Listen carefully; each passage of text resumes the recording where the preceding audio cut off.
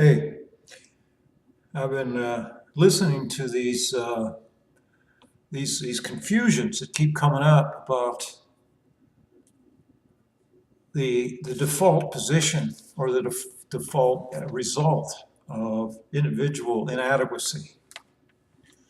And that default result is that government needs to step in, right, to take care of whatever the individual can't take care of by himself.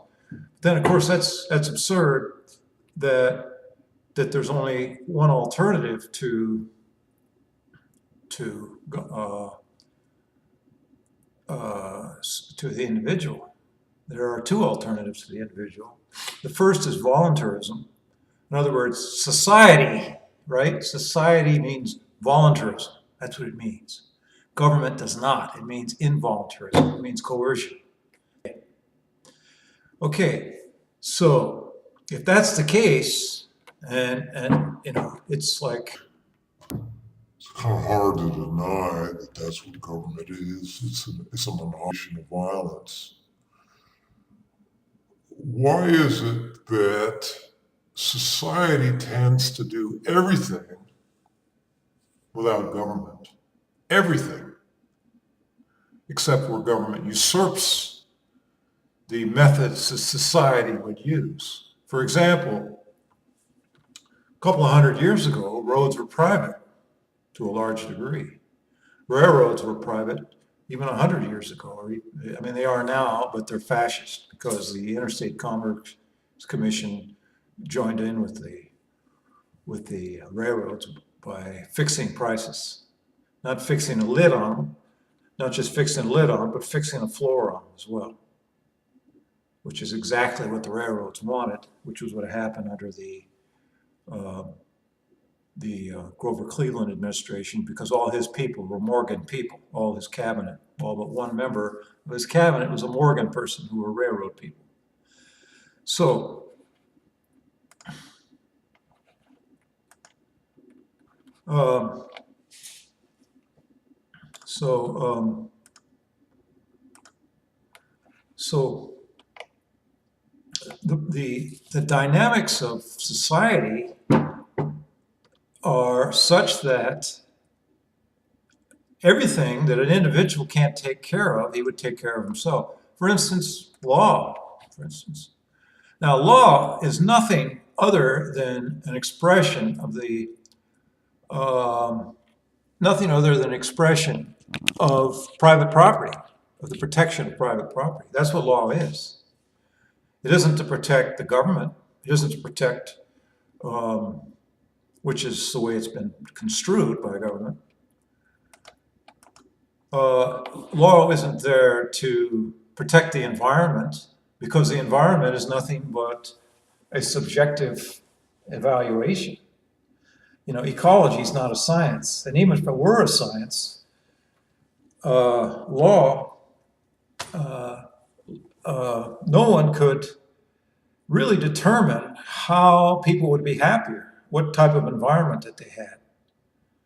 I mean, if it were a science and you could tell that certain things were going to happen, then the incentives of the society, groups of people in the society voluntarily associating, such as in insurance companies, would fix it. They would do whatever they could to prevent a catastrophe that was absolutely predicted by a science known as ecology. But ecology is not a science. Meteorology is not really a science. They try it.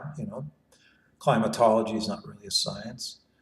So, I mean, they're less of a science than geology, that's for sure, which is less of a science than biology, which is less of a science than chemistry, less of a science than physics. So you can see the systematization, but as each time you go towards a more scientific science, you're going to a narrower and narrower focus on natural law. Natural law, in its widest scope, is not scientifically known. Well, except in Maharishi Vedic science. But that's not the scope of this video, since my audience is not that specific. I would like it to be that broad, but that would take a lot of explanation. So this is a confusion between society and government, and that's a huge problem because society is voluntary. And the analogy that some people use, that government is a parent of this individuals in society, is not a good one. It's a bad analogy because it's force. The parents are not force. Government is force. Government is a monopoly on the initiation of violence and nothing else. Everything it does in terms of rhetoric is simply to maintain that monopoly so that the people in the government can maintain their theft practice, because that's all government is. It's a giant protection racket. I mean, you can't argue against that. It's an obvious fact. But the opposite of that coin is what society is. It's a voluntary thing. Now, what does voluntarism mean versus coercion? What it means is interactivity. And it means interactivity of the individual according to his own lights. Who knows better than the individual what is good for himself? Nobody else knows. You may tell a mentally retarded person something he doesn't understand, but he has to make the decision. It has to be his. That's the only way he can evolve out of his mentally retardedness, even if it takes more than this lifetime. In order for him to evolve, he has to, I mean, even within, in a non-reincarnation view of the world, every psychologist will tell you, and every decent person, any intelligent, decent person, a decent person will tell you that the mentally retarded person has to live his own life. So if the mentally retarded person has to live his own life, why is it that you automatically endorse force against non-mentally retarded people? Because you say, well, nothing would happen properly. We wouldn't have any law. And of course, that's stupid. Law is everywhere. Law is inherent in the concept of private property. People support private property for their own interest. They support it because they're in their nature to support it. Because they were trained to respect other people and their private property by their parents. Now, some people were abused by their parents and tortured by their parents, but that's a small minority. The vast majority of people care for other people's autonomy, even if they're even if they don't really have a cosmic view of life, a happy view of life. They still respect. There's still respect other people's autonomy, because that's what our parents did for us. It made us happy. Are you saying that parents don't make children happy? Generally speaking, they do. Especially in America, the culture is much more like that. So, and that's why it's more of a libertarian society than Europe, for instance. So, but the point is, if you're free, and here's the syllogism, right? Here's what they call a sorite. Here's the sorite. If you're free, you mean you own yourself. That's what it means, right? It means you own yourself. Now, you don't exist without a material identity. Sorry. There is no such thing as a private property-free society. No such thing. It just doesn't exist. That's how you define life, as private property. That's how you define life, as private property. I have an idiot friend who just did his master's in philosophy, and he's a brilliant rhetorician. But he's stupid, doesn't even understand that life is defined by, like these clothes that I'm wearing, right? I picked these clothes on my own. This is cotton because it's soft. Doesn't irritate my skin. Pitta types don't like things to be irritated. These are organic cotton shirts. The undershirt is not, because I ran out Actually, I got it on the inside. So the organic, it's all personal, right? My truck is personal. My shoes are personal. What I'm gonna do with my land is personal. It's private property. And nobody does anything without an expectation of owning their accumulation of private. Nobody does anything. They don't go in kumbaya with each other naked, right? Or if they're in cold climates, they don't all have the same mukluks, right? Someone guy wants one color mukluk, and the other person wants another color mukluk, or different style, or you know, everything is personal, and the whole world is like a garden. It's like a forest. It's personal because the forest is very personal. Don't tell me the forest is communist. It's personal.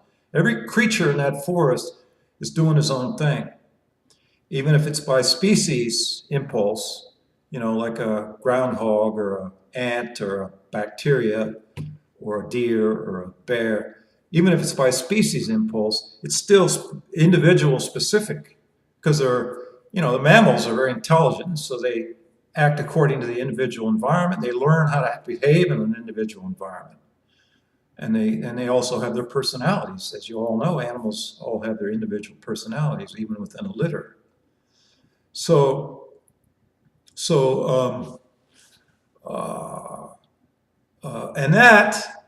therefore, the whole structure of life is individuals seeking their fulfillment. It's not a intellectually defined thing. That's why I started out talking about the sciences being less and less scientific, and they apply to things that are less. You don't know what's going to happen because the science disappears as you get more biological and less and more psychological and more human. The science becomes less and less scientific because it's undescribable. It's indescribable. A forest grows. No one can predict the mechanics. They can isolate certain mechanics of the biology of a forest, but they don't know how to improve on that biology. Even if you sprayed compost tea on it, which is a big fad in the sustainability movement, you'd have to take the compost tea from somewhere else. I mean, the forest creates its own efficiencies of biology. So the complexity and plus the subjectivity, not just the complexity of life, of society, of groups, of individuals in an ecology, in an interactive system. It's not a system that you can describe, but it's a system, right? You can see certain patterns of behavior. But then there's that subjectivity that is completely taking everything out of its predictability. And is certainly not mathematically modelable. And this is why government is completely incompetent, because you're talking about human beings. Human beings are not to be predictable, and they're not to be definable, and their needs are not to be definable, and their behavior is not to be definable. It's not. You don't know how things are going to be created. You don't know what's going to come about. When the man invented Polaroid, he went to Eastman Kodak, and the engineers at Eastman Kodak said it'll never work. So the guy took his patent and he started his own company, and he beat the hell out of Eastman Kodak. Same thing with oil, with kerosene in the 1910s. The Rockefellers had no idea. The Rockefeller people, they had no idea that gasoline was going to take over as a petroleum product. They had no idea. And as a result, by the time they were broken up in 1920, they didn't even have much market share left. It's the same with Microsoft. They went after Microsoft. And by the way, when when antitrust laws are filed, they're filed by people who can't compete with Microsoft because Microsoft outdid them. It's the same. And then what happened to Microsoft? Sure, the Clinton administration went after them. Then they became part of the crony capitalists, and they had to start paying off politicians, right? That's what happens when you get harassed by the government. You start paying off politicians. You don't want money in politics? Well, don't harass business, you assholes. So then Google beat the shit out of Microsoft, right? So what are you worried about Microsoft for? Well, what do you worry about Google for? You get the government out of there, and you get rid of the Federal Reserve, and the balance in the economy will be there. Now, I'm talking science about that complex system, but I'm making very general statements about it. I'm not telling how to manage it. You see the difference? In physics, you manage physical systems. You build rocket ships, or engineers, or factories. And you manage these systems using physics so you can make predictions, right? But you can't do that. You don't know the specific outcomes of an economy, but you do know the general outcomes of an economy. If you mess around with it, you'll screw it up. And that's what happened with the Federal Reserve. That's what caused the Great Depression. That's what caused the crash of 20. That's the crash of 29. The second central bank of 1916 created the crash of 1819. Then there was a tiny crash in 57. I'm not sure what that was caused by. There was a crash that Lincoln created in 73, that the Civil War created. There was a crash in all the banking expansion that took place, bond buying, and the Western socialist expansion that Lincoln's railroad bill created. And there was a crash in 94. It's a crash in 1907, that instigated the progressive call for a central bank, Federal Reserve, that came about. And there was a crash in 1920, there was a crash in 29. There was a couple of crashes during the Great Depression because that was created by interventions of Hoover, not just Roosevelt, but Hoover. Hoover was extremely interventionist, which is contrary to the myth these asshole propagandists, left-wing propagandists, keep telling you. Of course, there was crashes in maybe in the 50s, in the 60s, certainly there was a inflationary recession during the 70s, and that got over with about 84, and then there was a crash in 87. All these things are not phenomenon, and this, again, I'm talking science. These are not phenomenon of the market. They're a phenomenon of government causing bubbles through cheap money. That's science. But that science is different. It's different from the physical sciences.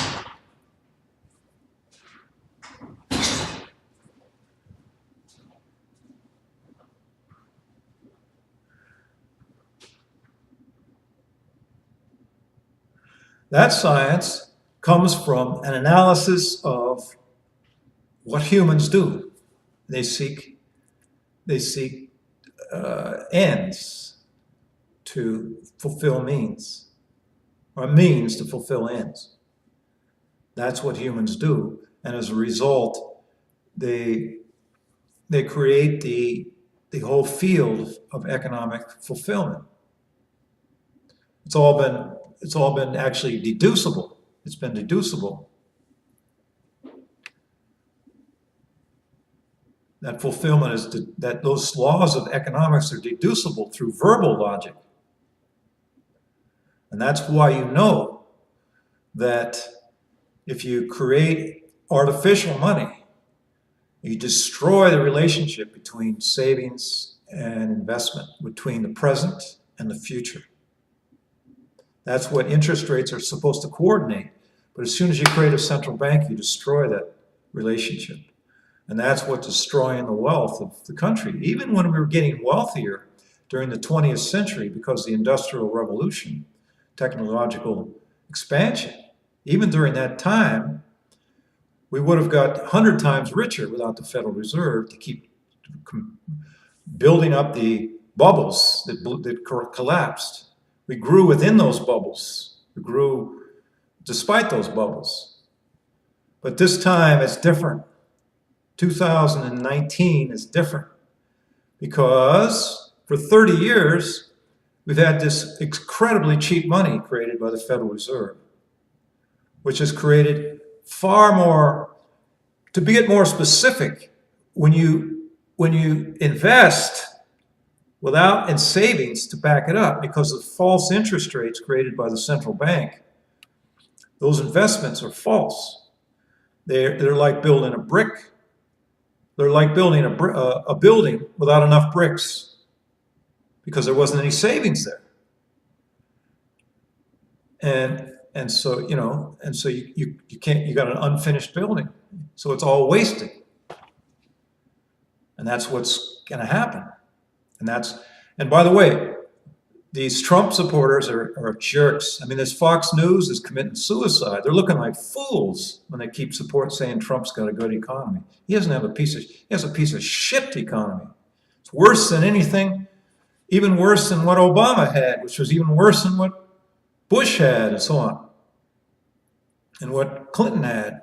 He had a bubble economy too, which looked good if you're a leftist and you want to say that high tax rates are good. It was a bubble. You can do all kinds of things with bubbles. You can increase your income, right? Tax revenue. So now we've had 30 years of cheap money, which means we've had 30 years of false investments, which wastes resources. And there's no savings. And so 2018 had the highest deficit on record. 2018 had the highest trade deficit on record. Just the opposite of what Trump was bragging about fixing. Just the opposite. And yet you got these idiots at Fox News and all the people in the country that watch it who actually swallow that crap. But in the meanwhile, everybody knows, I mean, consumer spending is way down. And because even though people have a lot more jobs because of the boom that comes right before the big bust, there's always a boom before the big bust, just like in 29, just like in 08, right? It's always a big boom, just like in 2000. The only thing that Trump did was he blew up the stock market. But that's a bubble. That's not real growth. That's not real production. Otherwise, why the big deficits? Because we're not producing anything that anybody wants. And we're not making enough wages and profits to keep the deficit down, like we did in the 1990s. So in other words, they're doubling down on the very thing that caused the problem in the first place by increasing the cheap money, by continuing the cheap money. And that's what's going to destroy the society. And in my last video, I didn't mention the fact that not only were the bubbles going to collapse, and not only, but everything's going to collapse. The wages are going to collapse because it's not just the bubble that's going to collapse, it's the economy, which is fake. It's being drug along by those bubbles, which is being drug along by cheap money. And that's why the rich are getting richer and the middle class is shrinking. And that's the only reason. It's got nothing to do with freedom. It's got nothing to do with freedom. Freedom don't work like that. Everybody gets higher and higher wages in a free society. It's just the nature of things. Based on the nature of autonomy, of individual autonomy. You know, the economists like Ron Paul will go through these technical reasons and these technical arguments. I don't need to do that. I can just say, look, if you're autonomous, you're competent. If you're not autonomous, the person who's telling you what to do cannot make competent decisions for you. Because he doesn't know who you are. And that's what counts, is whether or not you're making your own decision. It has nothing to do with objective tons of steel or board foot of lumber or a number of buildings constructed. You had a lot of that in the Soviet Union. The damn buildings didn't have roofs on them because of the fact that they didn't have the coordination that comes out of freedom. That voluntarism I was talking about in the beginning of this video, that respect for the other person, that creates cooperation. That creates the miracle of autonomy. And this whole idea of government providing things is nonsense. The government doesn't provide anything. It steals. That's all it can ever do. And for instance, in Somalia, after the breakdown of government in 91, everybody was better off. The longevity went up 5 years. Economy, everybody had more money. Now, even in comparison to the surrounding countries, or especially in comparison to surrounding countries, because the previous government was terrible. One thing that got worse was education, because that particular government, that Barre government that was communist, was getting money from overseas for education so they could indoctrinate all the kids. So there's a lot of literacy in communist countries, but there's no happiness. There can't be any happiness in a communist country. Socialism is miserable. And by the way, Scandinavia is not a socialist part of the world. It's a capitalist part of the world. And they've had to cut back on some of their largesse because it's been backfiring on them, because it always backfires on people. So getting back to the theme, society doesn't need government. The individual doesn't need government because he's got society. And that's the big stupid idea. It's stupid. You can't do anything by force. You can't improve life by force. And as a result of this stupidity of 100, 200 years or whatever of this country, 300, depending on where you want to start counting, we're going to have the worst crash ever in the history of the world. And the world itself is actually to be better off because they're going to get rid of us because we're dragging the world down with our cheap money. And the fact that the rest of the world pegs their currency to our money, drags their economies down.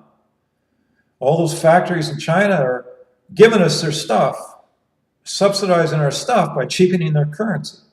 That's all going to go away. And I told people over and over, but they won't listen to me because they're brainwashed by the stupid notion that you have to have government and that government can add something to life. Society adds something to life, not government. Government is a theft organization. That's all it is.